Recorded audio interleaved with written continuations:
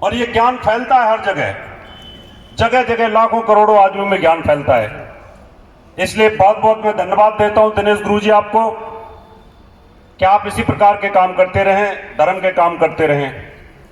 धर्म मंच के हमेशा के लिए अध्यक्ष आनंद शर्मा भाया जी, कि जिनको अभी अभी थोड़ी देर पहले घोषित किया था कि वो आजीवन वो अध्यक्ष रहेंगे जब तक ये धर्म मंच चलता रहेगा, तो आपको बहुत बहुत साधुवाद। योगेंद्र महंत जी, जिनके दिमाग की उत्पत्ति से सरकार हिल गई और वो सरकार में मंत्री रहे और धर्म के लिए लड़ते रहे, मैं उनको भी बहुत बहुत धन्यवाद देता हूं। मंच पर बैठे हैं रामचंद्र शर्मा वैदिक जी, जिन्होंने वेद की बातें कही, बहुत कुछ कहा ज्योतिषियों के बारे में और बात सही भी थी। लेकिन आजकल जमाना चेंज हो गया है और वेदों में ऋचाएं पुरानी हैं, अब वो परिवर्तित तो हो नहीं सकती, क्योंकि जब कुरान परिवर्तित हो नहीं सकती, बाइबल परिवर्तित हो नहीं सकती, तो वेद भी परिवर्तित हो ही नहीं सकते।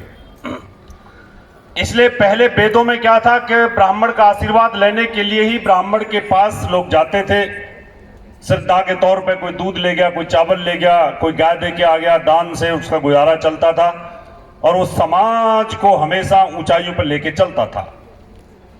पहले खर्चे भी नहीं थे, खर्चे कहां थे पहले तो मोबाइल भी नहीं था, इंटरनेट भी नहीं था, कॉन्वेंट स्कूल भी नहीं थे। तो अब तो ज्योतिषी के पास सबके पास 2-2 सिम है, 3-3 मोबाइल है। अब उनके खर्चे भी बहुत ज्यादा हो गए, सबके बच्चे कॉन्वेंट में पढ़ रहे हैं। कितने लोग यहाँ आधे से ज्यादा हवाई जहाज से आए होंगे, 5-7 हजार की टिकट एक तरफ की होती है। हाँ, उनकी इस बात से मैं जरूर सहमत हूं कि नाजायज करना, नाजायज पैसा लेना ज्योतिष के नाम पर, वो गलत है। आप उसी प्रकार से पैसा लीजिए जैसे एक डॉक्टर पैसा लेता है, आप उसी प्रकार से अपनी कंसल्टेंसी लीजिए जिस प्रकार एक वकील लेता है, आप उसी प्रकार से अपनी सलाह की शुल्क लें जिस प्रकार से एक सीए लेता है, एक मैथमेटिशियन लेता है, एक टीचर लेता है, कंसल्टेंट कोई भी लेता है, लीजिए, ले सकते हैं, लेने के फ्री हैं, क्योंकि ये विद्या भी इतनी आसान नहीं है जितना इसको समझ रखा है। ये विद्या इतनी आसान नहीं है, इसमें बहुत दिमाग लगाना पड़ता है। बाकी की सबकी तो जवाबदेही कोई है ही नहीं। डॉक्टर से अगर व्यक्ति मर गया तो बोलेगा मैं क्या करूं, मैंने तो वही इंजेक्शन दिए थे जो किताबों में लिखे, मैं क्या करूं, और साथ में बिल और लेके रख लेगा, तब जाकर के डेड बॉडी देता है। और ज्योतिषी से अगर गलती ये हो गई कि शादी टूट गई तो बोलेंगे गुड़ मिलाए थे तुमने, पैसे वापस दे मेरे, नहीं तो 10 जगह बदनाम कर दूंगा। लेकिन आपको हिम्मत नहीं हारनी, हम इस बात के लिए लड़ रहे हैं। लगातार हम ज्योतिषियों को प्रोत्साहन देते हैं, प्रमोट करते हैं, बूस्टअप करते हैं। गलती किसी से भी हो सकती है, टू एयर इज ह्यूमन, गलती करना मनुष्य का काम है।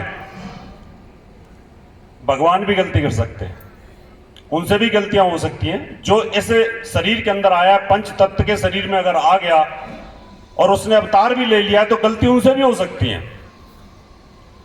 इसलिए ज्योतिष एक विज्ञान है, ये 2 प्रकार का विज्ञान है, एक परा और एक अपरा। बाकी के जो विज्ञान है वो अपरा ही हैं,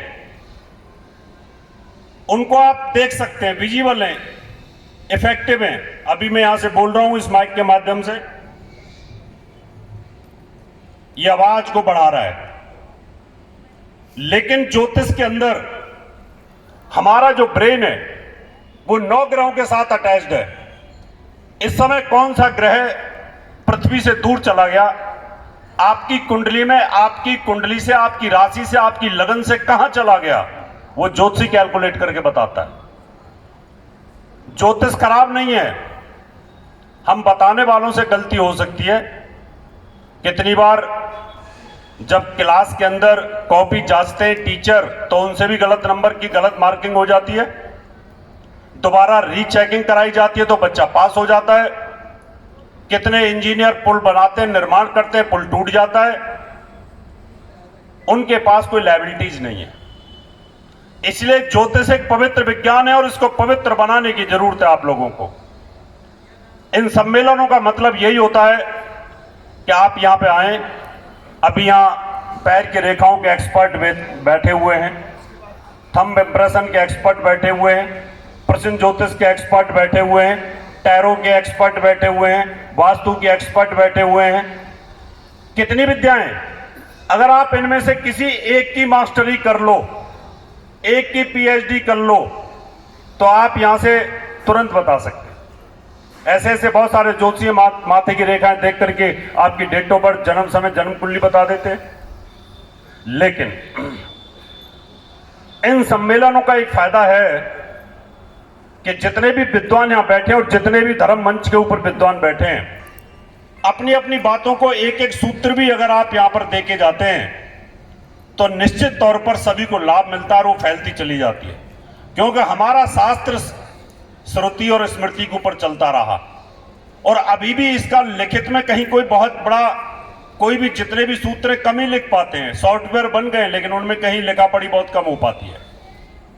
तो आज मैं आपको जानकारी दूंगा कि हमारे बहुत सारे ज्योतिषी भाइयों को, खुद मुझे भी कभी कभी इनसिक्योरिटी होती है कि बहुत अच्छा ग्रह चल रहा है, ग्रह उच्च का है, बृहस्पति देवगुरु उच्च का है, लेकिन हाथ में कटोरा है। सूर्य उच्च का है, उसकी दशा चल रही है, लेकिन उस सूर्य के उच्च में वही व्यक्ति मिनिस्ट्री से नीचे हट गया क्योंकि वो पॉलिटिक्स का कारक ग्रह है। शनि स्वराशि के अंदर चल रहा है अभी, लेकिन शनि अच्छा फल क्यों नहीं दे रहा? और कईयों का बृहस्पति आज नीच के अंदर है लेकिन फिर भी बहुत अच्छा फल दे रहा है। आज मैं इस मुद्दे पर थोड़ी नजर लेके जाऊंगा क्योंकि समय आज कम है थोड़ा, क्योंकि अभी ये ओपनिंग है, लेकिन मुझे फिर भी बोला है कि 15 मिनट तक आपको मिलेगा। 15 मिनट तो बहुत होते हैं।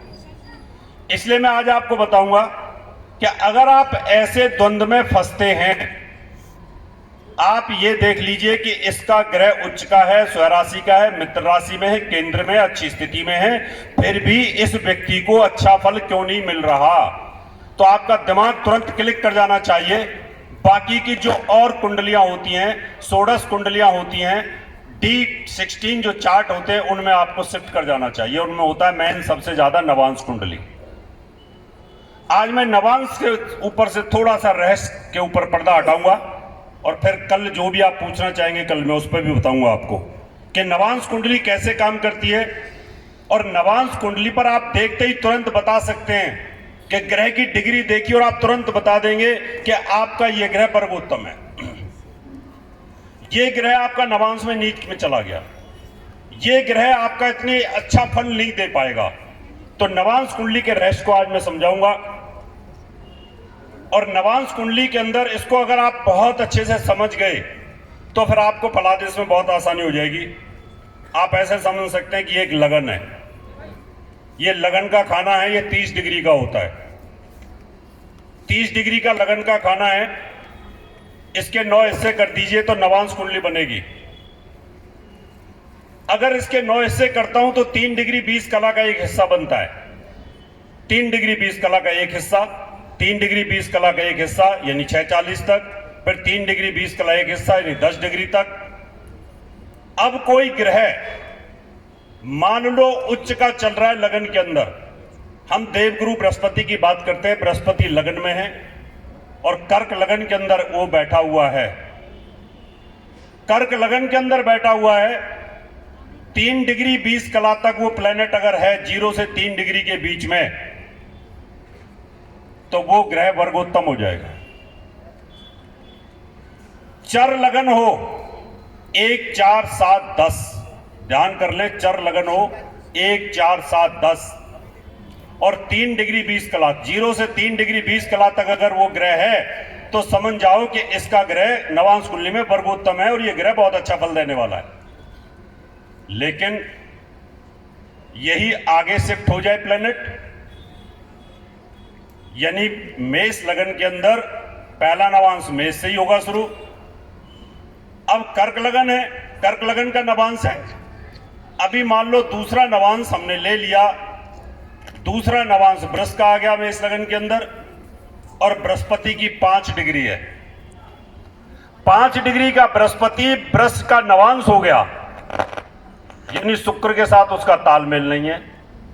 बाहर से तो बहुत ऊंचा ऊंचा दिख रहा है आदमी, बड़ा पावरफुल दिखाई दे रहा है, लेकिन अंदर वो कांटों के ऊपर है, वो शत्रु राशि के अंदर चल रहा है, तो वो अंदर से फल अच्छा नहीं दे पाएगा।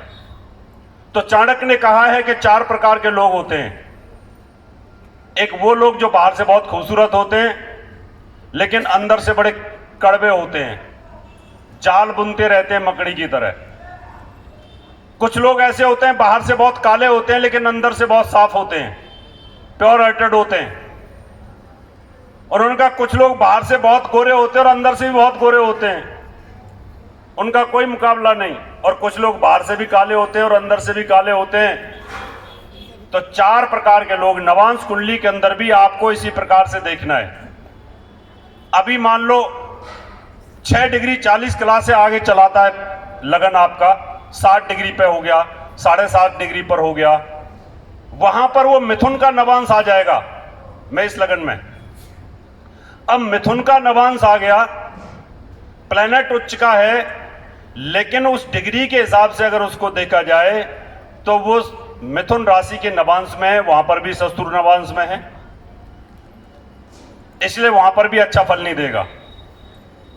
और वहीं से आगे उसी में इस लगन के अंदर अगर वो 10 डिग्री को क्रॉस कर जाए, 10 से लेकर के 13-20 के बीच में चला जाए, तो वही ग्रह मेन कुंडली के अंदर 4 नंबर में होगा उच्च का, और अंदर भी 4 नंबर का हो जाएगा, वहां जाकर के वो वर्गोत्तम टिक जाएगा जाकर के। तो इस प्रकार से वो बाहर भी अच्छा फल देगा और अंदर भी अच्छा फल देगा। नवांश कुंडली मुख्यतः सप्तम भाव का डिटेल होती है। वैवाहिक जीवन कैसा रहेगा, शादी टूटेगी तो नहीं। मोस्टली नवांश कुंडली को स्त्री के लिए देखा गया। अब मैंने ये रिसर्च किया कि स्त्री के ऊपर ही सारे क्यों लगा दिए नियम, पुरुष के ऊपर क्यों नहीं लगाए, पुरुष की नवांश कुंडली क्यों नहीं देखी। तो ऋषि पारशर जी योगी थे, उनको पता था कि घर तो स्त्री से ही चलता है और घर स्त्री की लक्ष्मी बोली गई। अगर घर में स्त्री अच्छी आ जाए, उसके पैर अच्छे पड़ जाएं, उसकी कुंडली अच्छी हो, और बच्चे की कुंडली में अगर ऐसा लिखा है कि उसको अच्छी स्त्री मिलेगी, तो वो घर जन्नत बन जाता है, वो स्वर्ग बन जाता है। इसलिए सप्तम भाव से आपको यह पता चलेगा कि आपकी पुरुष की कुंडली में सप्तम भाव का जो डिटेल है वो किसी दूसरी जो आपकी लाइफ पार्टनर आने वाली है उसका चरित्र कैसा होगा वो पता चलेगा आपको। उसका चरित्र आपको पता चलेगा, उसकी दिव्यता आपको पता चलेगी, वो कितनी चरित्रवान है वो आपको पता चलेगी। आपकी कुंडली के अंदर 2 शादी के योग बनते हैं क्या, आपकी कुंडली में मल्टीपल शादी के योग बनते हैं क्या, आपकी कुंडली में एक की मृत्यु दूसरी आएगी क्या, या आप कहीं वोमेनाइजर तो नहीं है, आपकी किस्मत में किस प्रकार का योग लिखा है। तो ये सप्तम भाव के डिटेल से हमें पता चल जाएगा। अब इसको कोरिलेट कैसे करना है, मेन कुंडली को और सप्तम भाव के साथ कैसे कोरिलेट करना है, अब इसको ध्यान देने की जरूरत है आपको जब भी आप प्रोडक्शन करें। मेन कुंडली का सप्तम भाव उसका स्वामी, और नवांश कुंडली का लग्नेश और सप्तम भाव, इन 3 चीजों पर आपको कंसंट्रेट करना होगा। मेन कुंडली का लग्नेश और सप्तमेश हो गया, यानी मेन कुंडली का सप्तमेश और नवांश कुंडली का लग्नेश और नवांश कुंडली का सप्तमेश।